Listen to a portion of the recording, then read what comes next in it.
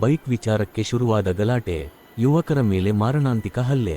Hubballi, May 28. Bike ವಿಚಾರವಾಗಿ ಆರಂಭವಾದ ಗಲಾಟೆ ಮಾರಣಾಂತಿಕ ಹಲ್ಲೆಗೆ ತಿರುಗಿದ ಘಟನೆ ಕಲಘಟಗಿ ತಾಲೂಕಿನ ಬಿ. ಗುಡಿಹಾಳ ಗ್ರಾಮದ ಸಮೀಪ ನಡೆದಿದೆ. ಘಟನೆಯಲ್ಲಿ ಇಬ್ಬರು ಯುವಕರು ಗಾಯಗೊಂಡಿದ್ದು, ಹುಬ್ಬಳ್ಳಿಯ ಕಿಮ್ಸ್ ಆಸ್ಪತ್ರೆಗೆ ದಾಖಲಾಗಿ ಚಿಕಿತ್ಸೆ ಪಡೆಯುತ್ತಿದ್ದಾರೆ. ಹಳೆ ಹುಬ್ಬಳ್ಳಿಯ ಚನ್ನಪೇಟೆ ನಿವಾಸಿಗಳಾದ ಗಫರಸಾಬ ಜತ್ರಾರಘರ ಹಾಗೂ ವಿಜಯ ವಾಕರ ಎಂಬವರು ಮೇ 27ರಂದು ಸಂಜೆ ಬಿ. ಗುಡಿಹಾಳ ಗ್ರಾಮದ ಕಡೆ ಬೈಕ್ ತರಲು ತೆರಳಿದ್ದರು.